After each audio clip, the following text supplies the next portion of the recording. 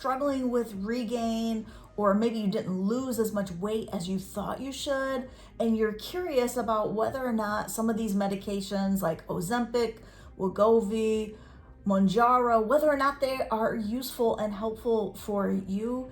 Hey there, we are going to talk about that today. My name is Diana Lopez, and I am your bariatric dietitian at My Bariatric Adventure, the place where we guide you as you navigate the twists and turns of your bariatric adventure. Today, we're here to talk about these medications that have really become hot over the summer, as we've seen celebrities and everyday people using these medications for weight loss. So if you're curious about them, you are in the right place. So originally, these medications were used for helping people to manage and control their diabetes. And as they were using this medication to help people control their diabetes, one of the side effects they noticed was that it actually helped people to lose weight. And so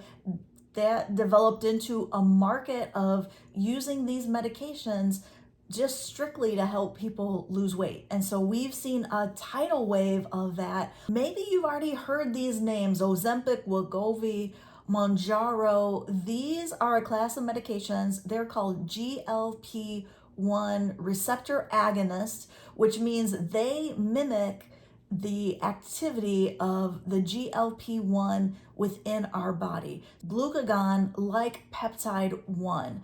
And so this medication will mimic our body's natural GLP-1. GLP-1 helps to regulate our insulin levels, helps control our blood sugars, but not only that, it also helps to control our appetite, how full we feel after meals. So that's where it's really become of interest to a lot of people. It will signal to our brains that we are full and make us feel like even with just a little bit of food, we're full. So that will cause us to stop eating and not be as hungry.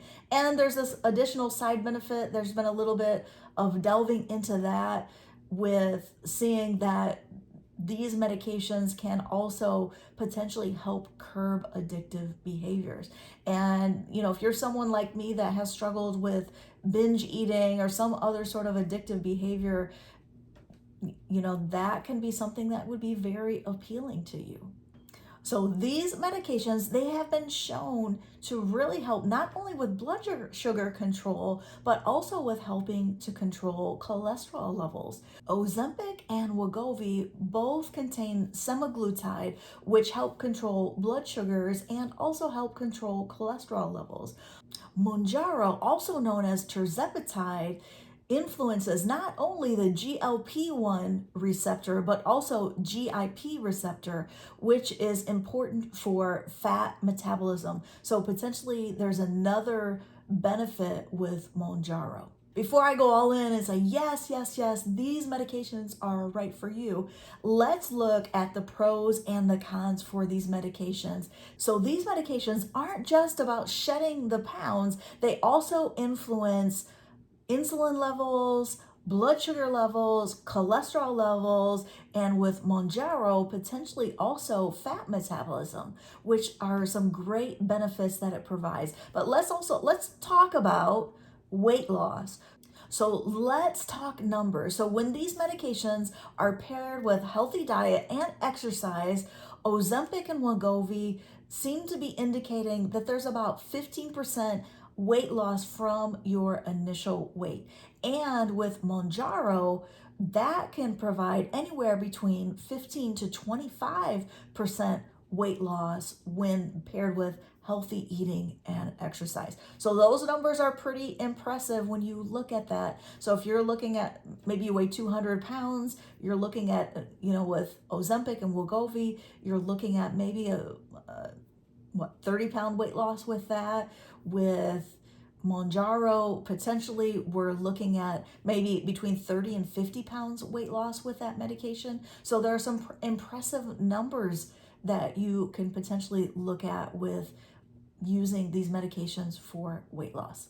But before we say go all in and say yes, yes, yes, let's talk about some of the cons. So there are a few cons that you want to consider, some challenges with these medications.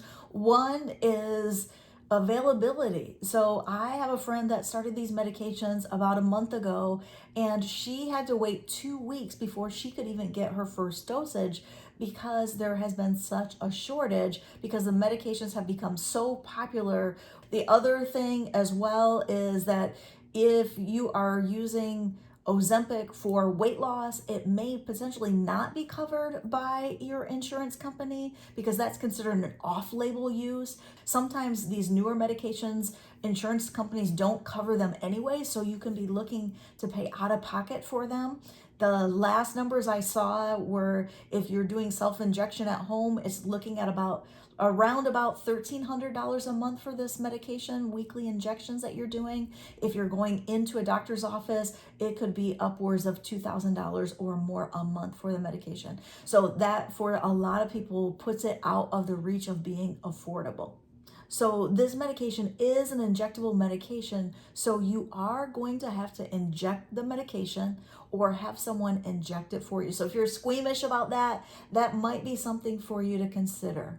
All right. So those are the three big cons that we talked about. The other one is potential side effects. So I've seen all sorts of things. Usually it's when people start the medication and when their dosage is increased that they see the side effects. Some people experience them all throughout. Nausea, vomiting, diarrhea, constipation are all frequently reported side effects of taking these medications. So if you are somebody that doesn't deal well with nausea, doesn't deal well with being constipated or having diarrhea, that could be a potential no-go for you with these medications. So you want to consider that. The other thing, because it does slow down the digestion of the foods that you're eating, some people have experienced some indigestion. Some people have experienced gastroparesis when their stomach is just turning really, really slow, and they're just really having some uncomfortable side effects from that. So, and headaches also are a potential side effect for these medications. So really do your research about that, decide if that's something that you can handle. So obesity is now classified as a chronic disease condition. And so what that does is that opens the doorway for medications to be developed to help people, just like weight loss surgery is something that insurance providers pay for because of the long-term benefits.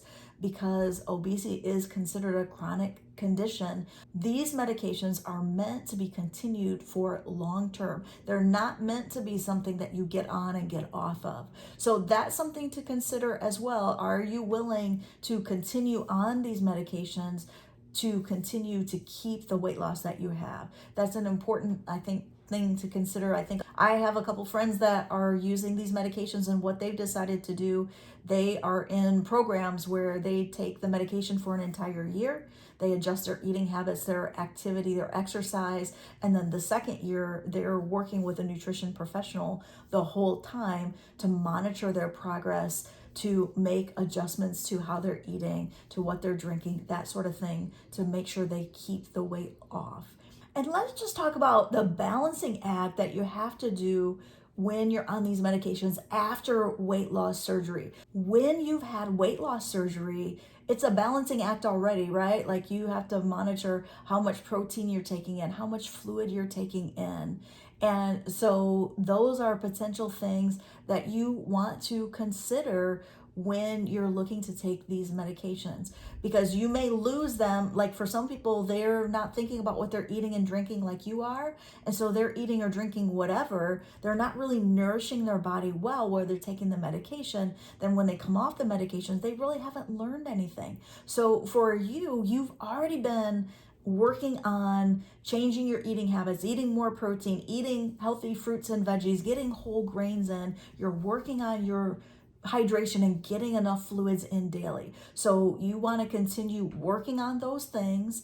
and then just keep those in mind, because once you start the medication, it's probably a lot like when you first have surgery and you're not hungry. So you're going to have to set timers again. You're going to have to set reminders. You're going to have to make yourself eat and drink when you don't feel like doing that. So some people, that's not a big deal for them. And I think if you're really struggling with not losing enough, or you've had regain, that may be something that just seems like a minor thing that you could work your way through. So the other part of that is that you have a diminished sense of hunger and thirst.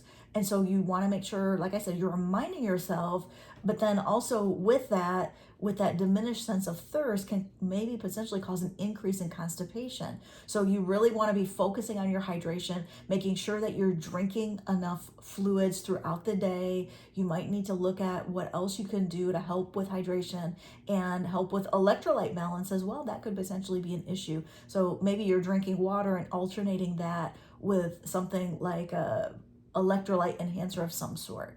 So like a Powerade Zero Propel, Gatorade Zero, some of the other things are out there on the market to help with electrolyte balance. So that may be something that you want to look into. And one of the other cons that let's talk about it. I don't know if it's really potentially a con, but they talk about people having that Ozempic face where their face gets drawn out and maybe they look older. It's not really a side effect of the medication.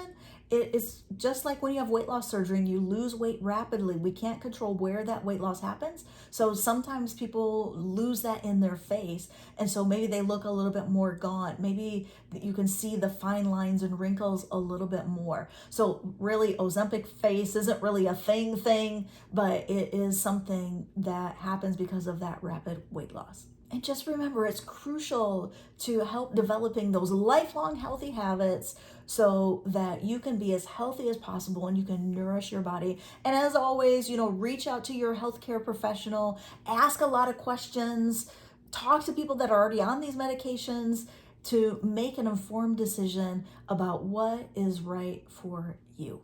So that's a wrap on our deep dive into Ozempic, Wegovy, and Mounjaro.